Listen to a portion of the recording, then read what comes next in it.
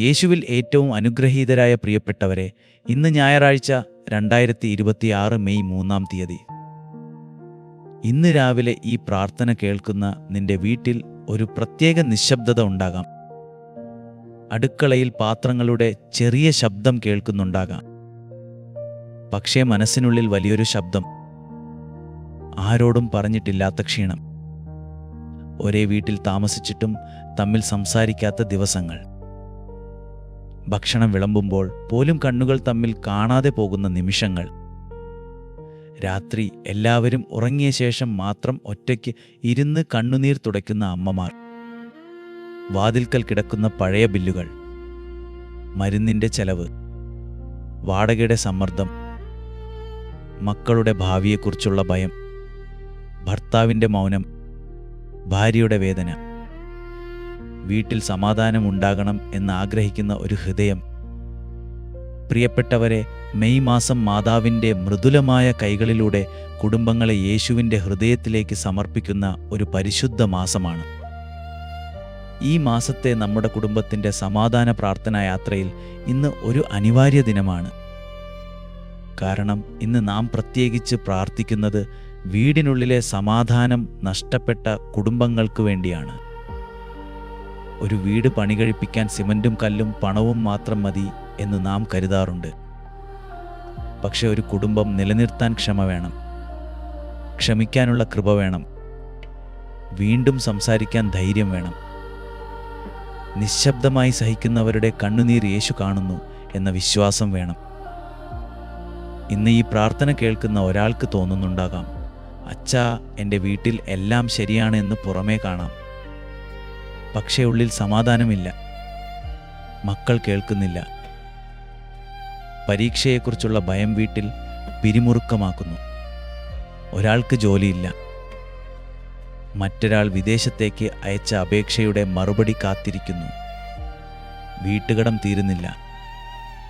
ഒരു ചെറിയ വാക്ക് പോലും വലിയ വഴക്കായി മാറുന്നു. ചില വീടുകളിൽ രോഗിയുടെ കിടക്കക്കരികിൽ അമ്മയുടെ പ്രാർത്ഥന കത്തിക്കൊണ്ടിരിക്കുന്നു. ചില വീടുകളിൽ മകൻ്റെ തെറ്റായ കൂട്ടുകെട്ട് കാരണം അമ്മ ഉറങ്ങുന്നില്ല. ചില വീടുകളിൽ അച്ഛൻ ക്ഷീണിച്ച ശബ്ദത്തിൽ മാത്രം സംസാരിക്കുന്നു.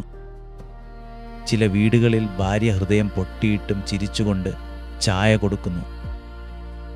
എൻ്റെ പ്രിയപ്പെട്ടവരെ, ഇതൊന്നും യേശുവിന് അജ്ഞാതമല്ല. പുനരുത്ഥാനകാലത്തിൻ്റെ ഈ ഞായറാഴ്ചയിൽ ഉയിർത്തെഴുന്നേറ്റ കർത്താവ് അടഞ്ഞ വാതിലുകൾക്കുള്ളിൽ പേടിച്ചുകൂടിയിരുന്ന ശിഷ്യരുടെ അടുക്കലേക്ക് വന്നതുപോലെ ഇന്ന് നിന്റെ അടഞ്ഞുപോയ വീട്ടിലേക്കും അവൻ വരുന്നു. അവൻ ആദ്യം പറഞ്ഞത് വലിയ ഉപദേശമല്ല, അവൻ പറഞ്ഞത് സമാധാനമായിരുന്നു. യോഹന്നാന്റെ സുവിശേഷം 20-ാം അധ്യായം 19-ാം വാക്യത്തിൽ കർത്താവ് പറയുന്നു, നിങ്ങൾക്ക് സമാധാനം. ഈ ചെറിയ വചനത്തിൽ ഒരു മുഴുവൻ വീട് സുഖപ്പെടാനുള്ള കൃപയുണ്ട്. യേശു പറയുന്ന സമാധാനം പ്രശ്നങ്ങൾ ഇല്ലാത്ത അവസ്ഥയല്ല, പ്രശ്നങ്ങളുടെ നടുവിൽ യേശു സന്നിഹിതനാകുന്ന അവസ്ഥയാണ്. കടം തീർന്നിട്ടില്ലെങ്കിലും ഉള്ളിൽ തകരാതെ നിൽക്കാനുള്ള കൃപ, മറുപടി വന്നിട്ടില്ലെങ്കിലും പ്രതീക്ഷ മരിക്കാതെ കാത്തിരിക്കാൻ ഉള്ള കൃപ, മക്കൾ മാറിയിട്ടില്ലെങ്കിലും അവരെ വെറുപ്പോടെ അല്ല, കണ്ണുനീരോടും പ്രാർത്ഥനയോടും കൂടി കാണാനുള്ള കൃപ. വീട്ടിലെ ഒരാൾ മനസ്സിലാക്കുന്നെങ്കിലും ദൈവം മനസ്സിലാക്കുന്നു എന്ന ഉറപ്പ്. ഒരു അമ്മയുടെ ഹൃദയം പലപ്പോഴും വീട്ടിലെ ചെറിയ ദേവാലയമാണ്. അവൾ എല്ലായ്പ്പോഴും വലിയ വാക്കുകളിൽ പ്രാർത്ഥിക്കണമെന്നില്ല. ചിലപ്പോൾ അടുക്കളയിലെ തീ കുറയ്ക്കുമ്പോൾ, ഈശോയെ, എൻ്റെ വീട്ടിൽ സമാധാനം തരണമേ എന്ന് മാത്രം പറയും. ചിലപ്പോൾ എല്ലാവർക്കും ഭക്ഷണം വിളമ്പിക്കഴിഞ്ഞ് അവസാനം തണുത്ത ചോറ് കഴിക്കുമ്പോൾ, എൻ്റെ മക്കളെ കാത്തുകൊള്ളണമേ എന്ന് ഉള്ളിൽ പറയും. ചിലപ്പോൾ പള്ളിയിൽ പോകാൻ പോലും മനസ്സ് ക്ഷീണിച്ചിട്ടുണ്ടാകും. പക്ഷേ കയ്യിൽ ജപമാല പിടിക്കുമ്പോൾ അവൾ വീണ്ടും അമ്മയായ മറിയത്തിൻ്റെ അടുത്തേക്ക് മടങ്ങുന്നു. മറിയം നമ്മുടെ കുടുംബങ്ങളുടെ വേദന മനസ്സിലാക്കുന്ന അമ്മയാണ്. കാനായിലെ വിവാഹ വീട്ടിൽ വീഞ്ഞു തീർന്നപ്പോൾ അവൾ ബഹളമുണ്ടാക്കിയില്ല. അവൾ ആരെയും കുറ്റപ്പെടുത്തിയില്ല. അവൾ യേശുവിൻ്റെ അടുക്കൽ പോയി അവർക്ക് വീഞ്ഞില്ല എന്ന് പറഞ്ഞു. അതുപോലെ ഇന്നും മാതാവ് നിന്റെ വീടിനെക്കുറിച്ച് യേശുവിനോട് പറയുന്നു, ഈ വീട്ടിൽ സമാധാനം കുറവാണ്. ഈ അമ്മ ക്ഷീണിച്ചിരിക്കുന്നു. ഈ അച്ഛൻ മിണ്ടാതെ പൊരുതുന്നു. ഈ മക്കൾ വഴിതെറ്റാതെ കാക്കപ്പെടണം. ഈ വീടിൻ്റെ വാതിലുകളിൽ വീണ്ടും അനുഗ്രഹം നിറയണം. പ്രിയപ്പെട്ടവരെ, ഒരു വീട് ചിലപ്പോൾ മണ്ണിൽ വെച്ച ഒരു വിളക്കുപോലെയാണ്. പുറത്തുനിന്ന് കാറ്റടിക്കും. കടത്തിൻ്റെ കാറ്റ്, രോഗത്തിൻ്റെ കാറ്റ്, തെറ്റിദ്ധാരണയുടെ കാറ്റ്, വൈകിയ മറുപടികളുടെ കാറ്റ്. പക്ഷെ ആ വിളക്കിനെ കൈകൊണ്ട് മറച്ച് കാത്തു സൂക്ഷിക്കുന്ന ഒരാളുണ്ടെങ്കിൽ അത് അണയില്ല. നമ്മുടെ കുടുംബങ്ങളുടെ മേൽ യേശുവിൻ്റെ കരങ്ങൾ അങ്ങനെ വന്നു നിൽക്കട്ടെ. മാതാവിൻ്റെ മൂടുപടം അങ്ങനെ വിരിയട്ടെ. ഞാൻ ഇന്നലെ ഓർത്തുപോയ ഒരു കുടുംബത്തിൻ്റെ സാക്ഷ്യമുണ്ട്. ഒരു അമ്മ വർഷങ്ങളോളം വീട്ടിലെ സമാധാനത്തിനായി കരഞ്ഞു പ്രാർത്ഥിച്ചവൾ. ഭർത്താവിന് സ്ഥിര ജോലിയില്ലായിരുന്നു. മകൻ പഠനത്തിൽ പിന്നിലായി. ഒരു മകൾ വിദേശ പഠനത്തിനുള്ള ചെറിയ ഫയൽ പിടിച്ച് പലതവണ അപേക്ഷ അയക്കാൻ മടിച്ചു നിന്നു. വീട്ടിൽ പഴയ അലമാരയിൽ മടക്കി വെച്ച രേഖകളുടെ കോണുകൾ പോലും ചീന്തിപ്പോയിരുന്നു. അടുക്കളയിൽ പ്രഷർ കുക്കറിൻ്റെ ശബ്ദം കേൾക്കുമ്പോഴും അവളുടെ ഹൃദയം അകത്ത് പൊട്ടുന്ന ശബ്ദം അവൾക്ക് മാത്രം കേൾക്കുമായിരുന്നു. ഒരു ദിവസം അവൾ പറഞ്ഞു, എനിക്ക് വലിയ അത്ഭുതം സംഭവിച്ചില്ല അച്ഛാ, പക്ഷേ ഒരു മാറ്റമുണ്ടായി. ഞങ്ങൾ വീണ്ടും ഒരുമിച്ച് ഭക്ഷണം കഴിക്കാൻ തുടങ്ങി. എൻ്റെ മകൻ ആദ്യമായി തന്നെക്കുറിച്ച് തുറന്നു സംസാരിച്ചു. ഭർത്താവ് രാത്രിയിൽ നീ വളരെ സഹിച്ചല്ലോ എന്ന് പറഞ്ഞു. ജോലി പെട്ടെന്ന് കിട്ടിയില്ല. പണം ഉടനെ വന്നില്ല. പക്ഷേ വീട്ടിൽ ഒരു ചൂട് തിരിച്ചു വന്നു. പ്രിയപ്പെട്ടവരെ, അതും കൃപ തന്നെയാണ്. ഓരോ അത്ഭുതവും പെട്ടെന്ന് തുറക്കുന്ന വാതിലല്ല. ചില അത്ഭുതങ്ങൾ ആദ്യം മുറിവേറ്റ ശബ്ദത്തെ മൃദുവാക്കുന്നു. ചില അത്ഭുതങ്ങൾ കണ്ണീരിന് ശേഷം സംസാരിക്കാൻ കഴിയുന്ന ഒരു മേശ തിരിച്ചു തരുന്നു. ചില അത്ഭുതങ്ങൾ വീട്ടിൽ ക്ഷമിക്കണം എന്ന വാക്ക് വീണ്ടും ജനിപ്പിക്കുന്നു. ഇപ്പോൾ ഈ പ്രാർത്ഥന കേൾക്കുന്ന നീ നിന്റെ വീട്ടിനായി യേശുവിൻ്റെ മുന്നിൽ നിൽക്കണം. നീ അമ്മയാകാം, അച്ഛനായിരിക്കാം, മകനോ മകളോ ആയിരിക്കാം, വിവാഹം കഴിഞ്ഞ് സമാധാനം അന്വേഷിക്കുന്ന ഒരാളാകാം, ഒറ്റയ്ക്ക് കുടുംബഭാരം വഹിക്കുന്ന ഒരാളാകാം. നിന്റെ വീട്ടിൽ തർക്കമുണ്ടെങ്കിൽ ഇന്ന് അതിനെ ഭയപ്പെടാതെ യേശുവിൻ്റെ കയ്യിൽ കൊടുക്കുക. നിന്റെ വീട്ടിൽ മൗനമുണ്ടെങ്കിൽ ആ മൗനവും യേശുവിൻ്റെ മുമ്പിൽ വയ്ക്കുക. നിന്റെ വീട്ടിൽ വേദനിപ്പിച്ച വാക്കുകളുണ്ടെങ്കിൽ ആ വാക്കുകളുടെ മുറിവുകളിലും കർത്താവിൻ്റെ രക്തത്തിൻ്റെ സൗഖ്യം വരട്ടെ. ഇന്ന് ഒരു ചെറിയ വിശ്വാസകർമ്മം ചെയ്യൂ. ഈ പ്രാർത്ഥന കേൾക്കുമ്പോൾ നിന്റെ കൈ നെഞ്ചിൽ വയ്ക്കൂ. വീട്ടിലുള്ളവരുടെ പേരുകൾ മനസ്സിൽ വിളിക്കൂ. കഴിയുമെങ്കിൽ വീട്ടിൻ്റെ താക്കോൽ, അല്ലെങ്കിൽ ഒരു ചെറിയ ജപമാല, അല്ലെങ്കിൽ കുടുംബത്തിൻ്റെ ഒരു ഫോട്ടോ കയ്യിൽ പിടിക്കൂ. ഒന്നും ഇല്ലെങ്കിൽ നിന്റെ 2 കൈകളും ചേർത്ത് പിടിച്ചാൽ മതി. ആ കൈകൾക്കുള്ളിൽ നിന്റെ വീട് യേശുവിൻ്റെ അടുക്കൽ സമർപ്പിക്കപ്പെടുകയാണ്. കർത്താവായ ഈശോയെ, ഈ ഞായറാഴ്ചയുടെ പ്രഭാതത്തിൽ ഞങ്ങൾ നിന്റെ തിരുമുമ്പിൽ വരുന്നു. ഉയിർത്തെഴുന്നേറ്റ കർത്താവെ, അടഞ്ഞ വാതിലുകൾക്കുള്ളിൽ വന്നു നിന്ന് സമാധാനം നൽകിയവനെ, ഞങ്ങളുടെ വീടുകളിലേക്കും വരണമേ. സംസാരിക്കാത്ത ഹൃദയങ്ങളിലേക്ക് വരണമേ. പൊട്ടിപ്പോയ ബന്ധങ്ങളിലേക്ക് വരണമേ. ഒരേ മേശയിൽ ഇരുന്നിട്ടും അകലെയായിരിക്കുന്നവരുടെ നടുവിലേക്ക് വരണമേ. ഈശോയെ, നിശബ്ദമായി കരയുന്ന അമ്മമാരെ അനുഗ്രഹിക്കണമേ. എല്ലാവർക്കും വേണ്ടി കഷ്ടപ്പെടുന്നെങ്കിലും ആരാലും മനസ്സിലാക്കപ്പെടാത്ത അമ്മഹൃദയങ്ങളെ നീ ചേർത്തു പിടിക്കണമേ. മരുന്നിനുള്ള പണം കണ്ടെത്താൻ ബുദ്ധിമുട്ടുന്ന വീടുകളെ ഓർക്കണമേ.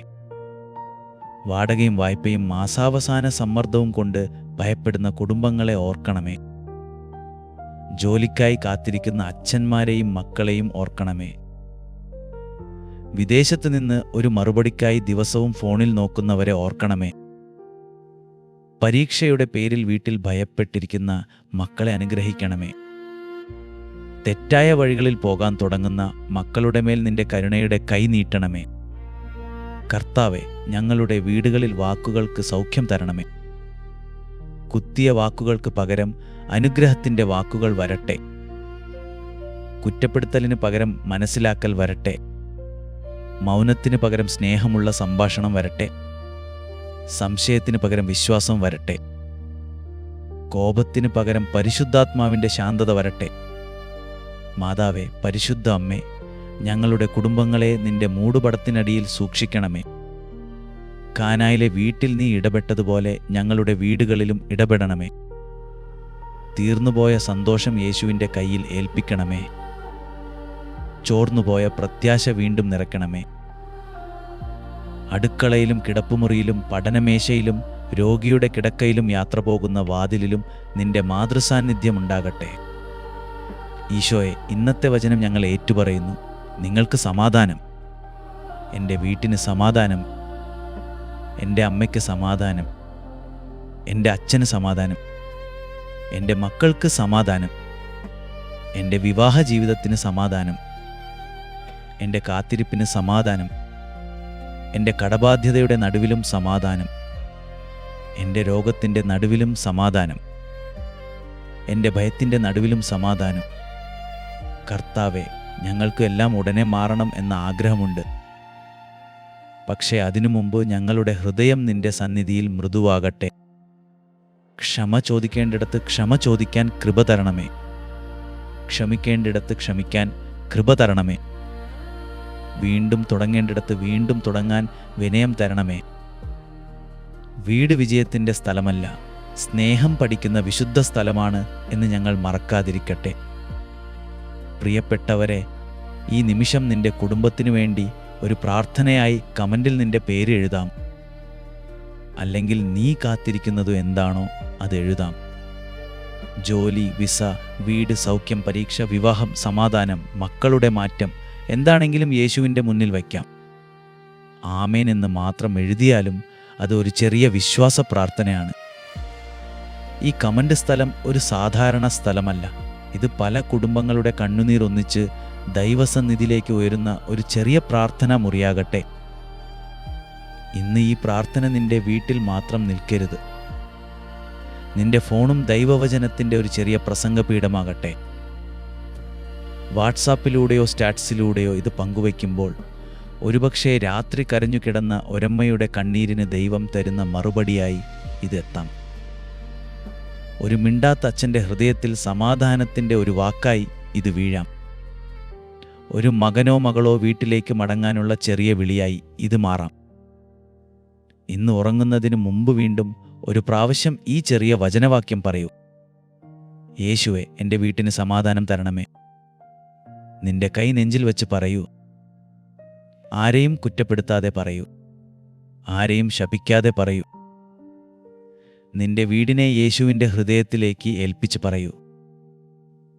നിന്റെ വീട്ടിൻ്റെ വാതിൽക്കൽ സമാധാനത്തിൻ്റെ ദൂതൻ നിൽക്കട്ടെ. നിന്റെ അടുക്കളയിൽ അനുഗ്രഹത്തിൻ്റെ സുഗന്ധം നിറയട്ടെ. നിന്റെ മേശയിൽ വീണ്ടും ചിരി മടങ്ങി വരട്ടെ. നിന്റെ മക്കളുടെ മീതെ കൃപ ഇറങ്ങട്ടെ. നിന്റെ മാതൃഹൃദയത്തിലെ മുറിവുകൾക്ക് പരിശുദ്ധാത്മാവ് തൈലം പകരട്ടെ. നിന്റെ വീട്ടിൽ യേശുവിൻ്റെ സമാധാനം താമസിക്കട്ടെ. കാണുന്നതുവരെ സ്വർഗത്തിലെ ദൈവം എന്നെയും നിങ്ങളെയും സൂക്ഷിക്കട്ടെ. ആമേൻ. നാളെ രാവിലെ കൃത്യം 5:30 വീണ്ടും കാണാം. തീർച്ചയായും.